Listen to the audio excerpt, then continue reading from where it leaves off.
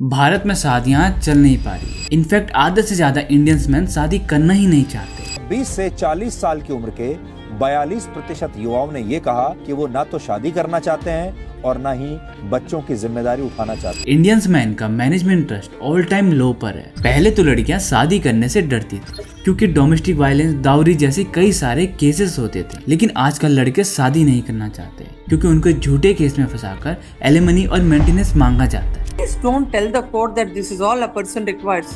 6,16,300 per month.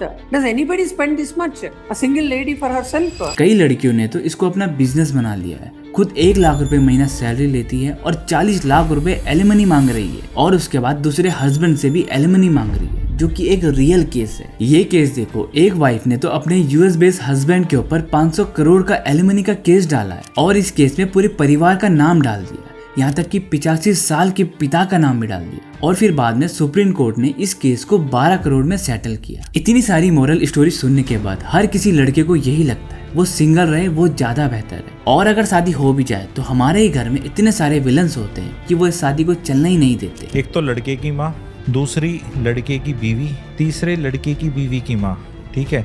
इन तीनों की वजह से ये हो रहा है। कुछ लोग शादी से ज्यादा अपने करियर को प्रेफरेंस देने लगे। कुछ लोगों के हिसाब से शादी इतनी ज्यादा कॉस्टली अफेयर हो चुकी है कि वो इस स्टेप को लेना ही नहीं चाहते। और कुछ लोग तो फैमिली की रिस्पॉन्सिबिलिटी लेना नहीं चाहते। क्या भारत में शादी टूटने का रीजन अरेंज मैरिज है और क्या लव मैरिज इसका एक सोल्यूशन हो सकता है? चलिए जानते हैं आज के इस वीडियो में।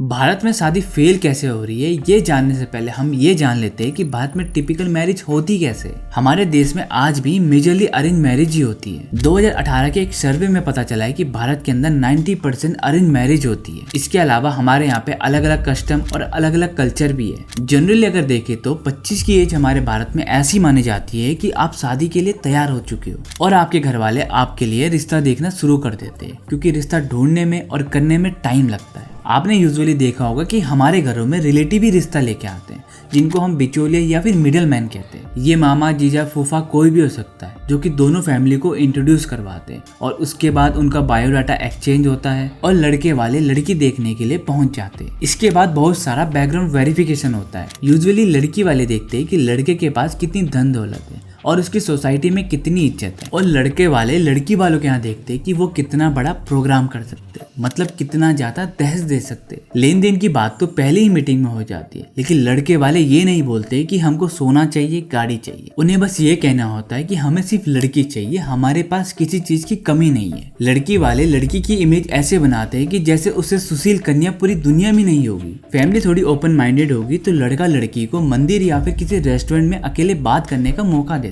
जिसमें आधा टाइम वो शर्माने में वेस्ट कर देते हैं, जिससे कि मीनिंगफुल बात नहीं हो पाती। इसके बाद रिश्ता पक्का हो जाता है और 6 महीने के अंदर अंदर उन दोनों की शादी हो जाती है। इस टाइम पीरियड में कुछ फैमिली तो एक दूसरे को बात करने के लिए अलाउ कर देते हैं, लेकिन बहुत सारी फैमिली में तो लड़का लड़की सीधे शादी के दिन ही मिलते हैं। यानी बेसिकली दोनों इस भरोसे में शादी कर लेते हैं कि फैमिली वालों ने देखा है तो लड़का अच्छा ही होगा, या फिर घर वाले दबाव बनाकर इनकी चलने ही नहीं देते और अपनी मर्जी से इन दोनों की शादी करवा देते। कोई अपनी एक्सपेक्टेशन, प्रेफरेंस और पास्ट कोई कभी भी पहले नहीं बताता है और पसंद नापसंद के नाम पर favourite colour, favourite dish, favourite movie की ही बात होती है। उधर घर वाले एक दूसरे को सरल भाषा में अपनी डिमांड बताना शुरू कर देते और जो बात सिर्फ लड़की ले जाने की हुई थी वो सीधा गाड़ी से 20 लाख तक के प्रोग्राम तक चले जाती है। लड़की वाले कोशिश करते हैं कि शादी के बाद लड़की को सास ससुर के साथ ना रहना पड़े, क्योंकि सासू माँ ने तो अपनी सेवा का पूरा प्लान बना रखा है, जबकि लड़की को खाने के नाम पे सिर्फ मैगी बनाने आती है। अब कहने को तो आजकल टाइम बदल गया है, लोग ओपन माइंडेड हो चुके हैं, पर लड़के की फैमिली की जो अपनी बहू से एक्सपेक्टेशन होती है वो आज भी नहीं बदली है। आज के टाइम पर हर किसी को नौकरी वाली बहू चाहिए, क्योंकि साथ मिलकर घर चलाना है। लेकिन फिर भी यही एक्सपेक्टेशन है कि बहू पहले घर का काम करे, उसके बाद ऑफिस जाए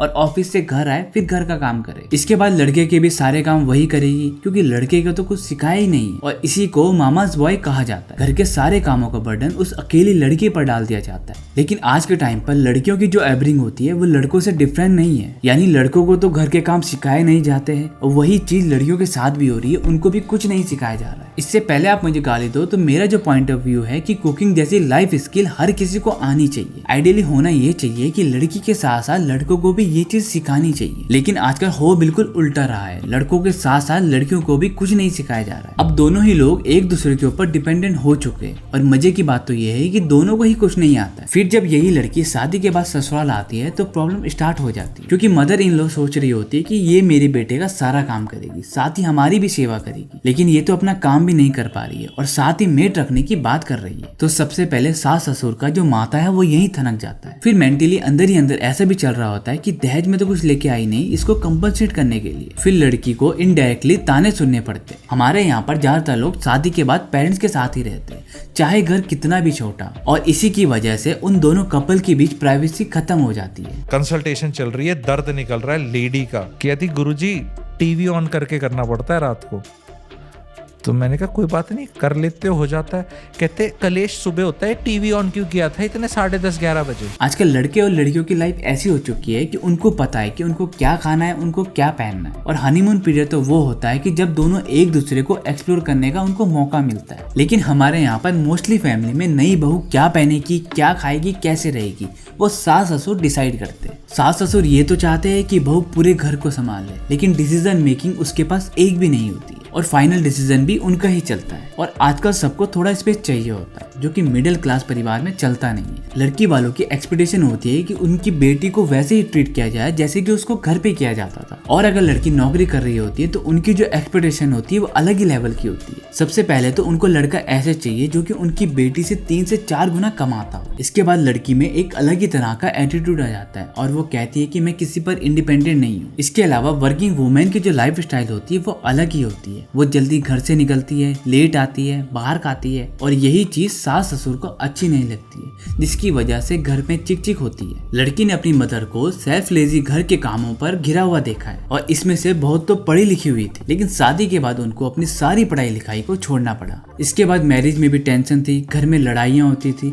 और हमारी जनरेशन की लड़कियों ने इसको खूब ऑब्जर्व किया है। इसलिए आजकल की लड़कियां पहले से ही सोच के रखती है कि वो अपनी शादी के बाद किसी भी चीज में कॉम्प्रोमाइज नहीं करेगी और किसी भी तरह से एडजस्टमेंट नहीं करेगी, और यही जिद शादी को और भी ज्यादा कॉम्प्लिकेटेड बना देती है। इसके अलावा एक कॉमन सी चीज भी नोटिस की गई है कि नई नई जो शादी होती है उसमें लड़की की माँ ज्यादा इन्वॉल्व रहती है। नए नए घर की चीजों को सीखने में और तौर तरीकों को समझने के बजाय वो सीधे अपने घर पे फोन लगा देती है, जिसका इंटेंशन गलत नहीं होता है, क्योंकि उन्होंने खुद अपनी मैरिज में इतना कुछ सहा होता है और देखा होता है, और वो अपनी बेटी को जरा भी कन्वीनियंट होते हुए नहीं देख पाती है। लड़की की माँ का ये रोल है कि उसमें उसके साथ ज्यादतियां हुई हैं जो मैन ने करी हैं, मेल जेंडर ने, जो कि उसका पति है, पर वो अपने पति से बदला नहीं ले सकती, उसे मैन से बदला लेना दामाद से। वो ये कहती है कि मेरी बेटी के साथ ये ना हो जाए। इसलिए लड़के वालों की ये भी शिकायत रहती है कि दिन में 10-10 बार लड़की के पास कॉल क्यों आता है, वो छोटी छोटी बात अपने घर पे क्यों बताती है। आपने देखा होगा कि इस पर कई सारी रील भी बनने लगी है, जो कि आने वाले टाइम पे प्रॉब्लम क्रिएट कर सकती है। लड़का लड़की की माँ को कुछ भी बोल देता है और उसके बाद लड़की उसकी माँ के बारे में बोल देती है, और देखते देखते बात बहुत ज्यादा बढ़ जाती है। इन सारी चीजों में मोस्टली लड़का पिसता है, क्योंकि एक तरफ उसकी माँ है और एक तरफ उसकी वाइफ है। कलेश कैसे स्टार्ट होता है? फीमेल कम्स फर्स्ट शो नहीं करती, महीना 2 महीना 4 महीना तो देखा जाता है। वो देखती है कि यार ये जो पति है ना, ये ठीक है, लेकिन ये ना इसकी माँ कुछ नौटंकी करती है। दैट इज उसकी नजर में नौटंकी है, और होती भी होगी। ड्रामा, चिल्लम चिल्ली, इमोशनल ब्लैकमेल, रोना धोना, पैसिव एग्रेसिव, साइलेंट ट्रीटमेंट, ये अंग्रेजी के सारे वर्ड्स हैं। एंड ये हर बार ग्राउंड सीट कर देता है और ये बोलता है तुम इतना भी नहीं कर सकती मम्मी के लिए, इतना ही तो बोल रही थी वो, इतना तो हो सकता था, बस इतना इतना, ये इतना इतना करता रहता है, मेरे पे हीरो बनता रहता है ये। तो ये ड्रामा करने की और ये न्यूसेंस करने की वैल्यू तो मेरे अंदर भी है, क्योंकि वो स्त्री है तो मैं भी स्त्री हूँ, और स्त्री कुछ भी कर सकती है। डायलॉग हमने सुना है, ठीक है। और तीसरी स्त्री उसकी माँ है जो उसकी कोच है। पहले टाइम अलग था कि जितनी भी लड़ाई हो जाए दोनों परिवार कोशिश करते थे कि ये प्रॉब्लम सॉल्व हो जाए। डिवोर्स का नाम तो पहले पहले लोगों को पता भी नहीं था। अगर आप अपने दादा दादी से पूछो तो उनके लिए ये एक नई चीज है। इनफैक्ट आपने अपने पेरेंट्स, बुआ, काफी सारे लोगों की ये स्टोरी सुनी होगी कि पहले काफी लड़ाइयाँ होती थी, लेकिन बच्चे बड़े हो जाने के बाद सब कुछ ठीक हो गया। तो किसी भी कॉस्ट पर शादी चलाने का मतलब होता है कि लड़की को कॉम्प्रोमाइज करना पड़ेगा हर चीज में। वापस घर जाने का या फिर डिवोर्स करने का तो कोई ऑप्शन ही नहीं होता था, घर के बड़े ही डिसीजन लेते थे। लेकिन आजकल ऐसा बिल्कुल भी नहीं होता है। अगर बात थोड़ी सी आगे बढ़ जाए तो सीधा 100 नंबर को कॉल कर दिया जाता है और फिर केस चलता है कोर्ट में। अब वुमेन के पॉइंट ऑफ व्यू से काफी अच्छा सिस्टम है वुमेन को सेव करने के लिए, लेकिन धीरे धीरे इसी चीज का मिसयूज होने लगा है और आजकल हम फेक केसेस को काफी ज्यादा देखते हैं जिसमें कि लड़कों को सफर करने के अलावा कोई ऑप्शन नहीं होता है। पहले तो झूठे केस में फंस जाना और उसके बाद सोसाइटी में अलग बदनामी होना। लड़की को चाहे टच भी ना किया हो, पुलिस वाले और लॉयर ये एडवाइस देते हैं कि अगर केस को स्ट्रांग बनाना है तो दाऊरी का केस बनाओ और वायलेंस का केस बनाओ, जिससे कि ये केस और भी ज्यादा स्ट्रांग हो जाएगा और उसके बाद भुगतना उस लड़के को और फैमिली वालों को पड़ता है। फिर कोर्ट कचहरी के चक्कर लगाते लगाते जूते घिस जाते हैं। ना लड़का अपनी जॉब में फोकस कर पाता है, ना ही घर पे चैन से रह पाता है। आजकल एलिमनी के नाम पे 20 से 30 लाख से तो डिमांड शुरू होती है। जो लड़की मॉडर्न और इंडिपेंडेंट फेमिनिस्ट बनकर दाऊरी का पोस्ट करती है वो 1 मिनट भी नहीं लगाती है एलिमनी को लेने के लिए, बल्कि लड़कियों ने तो इसको अपना बिजनेस ही बना लिया है। देखो, मैं ये नहीं कह रहा हूँ कि लड़कियां हमेशा झूठा केस करती है या फिर लड़के वाले दूध से धुले हुए हैं, लेकिन जो जेन्युइन केस होता है जिसमें लड़की एक्चुअल में परेशान होती है, वो सिर्फ चाहती है कि वो कैसे न कैसे करके लड़का और उसके परिवार वालों से अलग हो जाए और पैसा उसकी प्रायोरिटी नहीं होती है। बहुत सारे मेंस तो इसलिए शादी नहीं करना चाहते क्योंकि उन्होंने अपने आसपास अगली डिवोर्स के केसेस के बारे में सुना है और इसीलिए उन्हें सिंगल रहना ही बेहतर ऑप्शन लगता है। भारत में भी प्रीनअप का कोई ऑप्शन नहीं है, इसलिए उनका कहना है कि पूरी जिंदगी लगाकर हम जो बिल्ड करेंगे वो सब कुछ एक झटके में चला जाएगा। ये केस देखो, शादी 1 दिन भी नहीं चली और एलिमनी में 50 लाख रुपए देने पड़े। जो शादी नहीं करना चाहते उनका भी एक पॉइंट ऑफ व्यू होता है कि नीड भी बिना शादी के पूरी हो सकती है, तो फिर शादी करनी ही क्यों है। भारत में क्वालिटी ऑफ लाइफ इतनी ज्यादा खराब है कि बच्चे पैदा करने का फायदा ही क्या है। इसके अलावा एजुकेशन और करियर की वजह से जो एवरेज शादी की जो एज है वो भी आगे पुश हो चुकी है। मेरे हिसाब से शादी का जो फेल होना है वो केवल अरेंज मैरिज का होना नहीं है, बल्कि इसके मल्टीपल रीजन है। जिन लोगों ने लव मैरिज की होती है उनकी शादी में भी कई सारी प्रॉब्लम होती है। इनफैक्ट कई केस में तो अरेंज मैरिज से ज्यादा लव मैरिज अगली हो जाती है, जहाँ पर उन दोनों के बीच मारपीट और गाली गलौज कई ज्यादा बढ़ जाती है। भारत में शादियां फेल ना हो इसके लिए हमें सोशल चेंज भी चाहिए और लॉ भी फेयर बनना चाहिए। सबसे पहले तो शादी की फाउंडेशन को हमें इतना स्ट्रॉन्ग बनाना है कि कोई भी अगर एक्सटर्नल प्रॉब्लम आती है तो बात ज्यादा बढ़े ना, और यही फाउंडेशन बनेगी कम्युनिकेशन से, चाहे लव मैरिज हो या फिर अरेंज मैरिज हो। शादी से पहले लड़का और लड़की दोनों को ही एक दूसरे को समझने का पूरा टाइम मिलना चाहिए और अब यही चीज पेरेंट्स को भी समझ में आने लगी है। इसीलिए ज्यादातर फैमिली लड़का और लड़की को एक दूसरे से मिलने देने लगे। लड़का और लड़की को ये मेक श्योर कर लेना चाहिए कि शादी वाली जो कन्वर्सेशन हो वो काफी ज्यादा ओपन और हॉनेस्ट हो। कोई भी अपनी बुरी आदत या फिर अपने पास्ट के बारे में कभी नहीं बताता है, इसलिए आपको ही एक दूसरे को ऑब्जर्व करना पड़ेगा। आपने ये वाली क्लिप तो कहीं ना कहीं जरूर देखी होगी। The reason you get married is primarily to have children. Right. Now, which means that you are introducing One of the reasons. No, primarily. The others are, companionship, whatever, but primarily. So you are introducing this genetic strain into your, family line. Right. So you have to know. So I wanted to know what are the diseases running in his family. At what age did uncles in his family lose their hair? What did Kanchan Chachi die of? So I would keep asking him all this, and he probably thought I'm very concerned about his family. She's all the time, I think, Pintu Mama ko kya hua? All that. So I had this chart. That was one chart, the genetic chart. And this chart I found after my marriage on the second day. That's not true. No, you found another chart. There was a pros and cons of marrying him also.